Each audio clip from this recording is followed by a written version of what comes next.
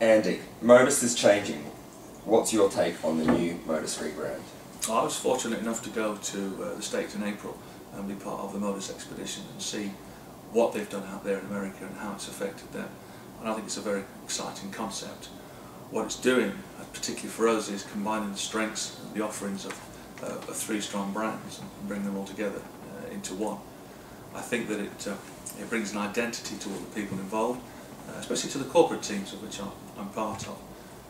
I think what we need to make sure is that we don't rush this rebrand through at all costs, and that we must be ready, all areas and all departments must be ready to do what's necessary. Okay. What do the new Modus values mean for new Modus colleagues and existing Modus colleagues?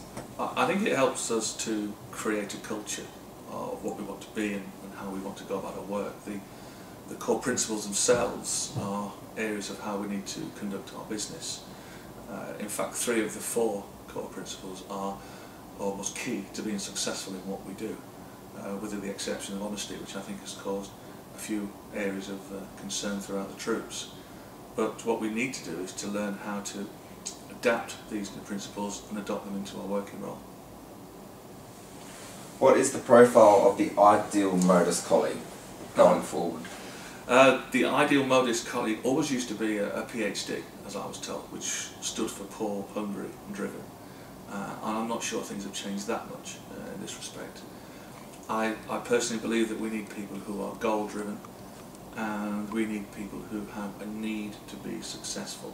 I see too many people who want to be successful and who are a bit flaky in that area. There has to be a real need to succeed. I think there's the big trick for me is when people get it, and I wish I could bottle what that is and put it together. It's when people realise what we're doing for a living, that we're adding value to candidates, value to clients and value to colleagues as well, creating genuine hope and wealth for people rather than just selling some product, rather than just pushing things on people. And what do you think it means to be a dynamic recruiter? Dynamic means different things to different people, and I think if you spoke to 4 or 5 different people, you'd probably get 4 or 5 different answers. To me, dynamic kind of rolls all our values into one, and if one person had all those values, they would probably be dynamic.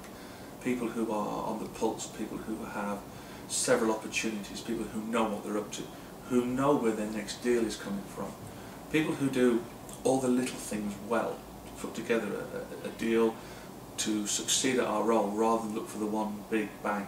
I think it's really important that to succeed we have to understand what a client wants, what a candidate wants, what our colleagues want, and to be able to push back in a professional way and turn around and say, this is what you need, because after all we are the IT recruitment experts.